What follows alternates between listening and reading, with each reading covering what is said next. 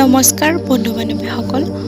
সংগীত, নৃত্য আৰু অভিনয় জগতৰ এক উজ্জ্বল নক্ষত্ৰস্বৰূপ অভিনেতা কিশোৰ দাসৰ অকাল মৃত্যুৱে সমগ্ৰ ৰাজ্যতে শোকৰ ছাঁ পেলাইছে।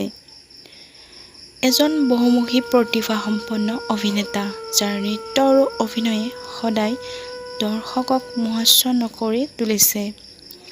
কিশোৰ দাসে কেইবাটাও জনপ্ৰিয় অসমীয়া গীতত অভিনয় কৰাৰ উপৰিও কেইবাখনো অসমীয়া ধাৰাবাহিক আৰু ছবিতো অভিনয় কৰিছিল। ভিডিঅ'টোৰ জৰিয়তে কিশোৰ দাসে অভিনয় কৰা কেইখনমান জনপ্ৰিয় অসমীয়া ধাৰাবাহিক আপোনালোকক দেখুৱাব বিচাৰিছোঁ।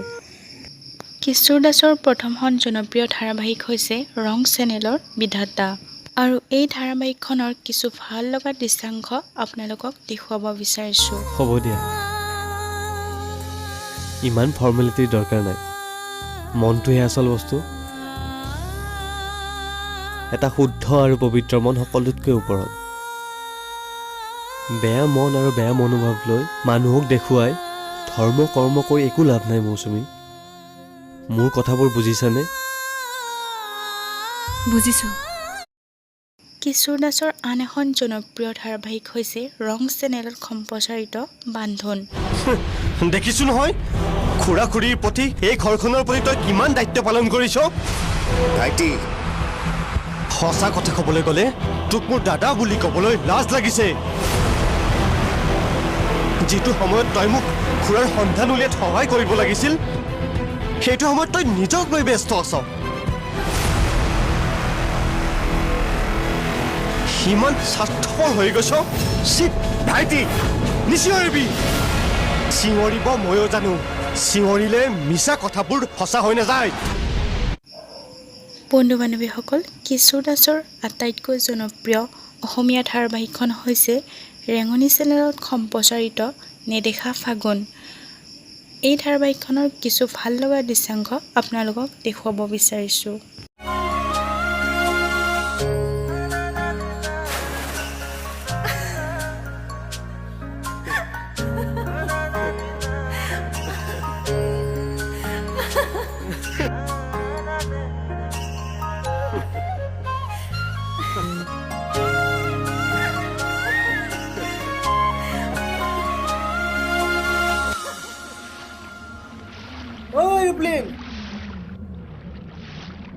গামৰ ঘৰত মিটিং দিছে।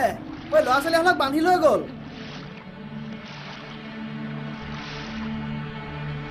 সোনকালে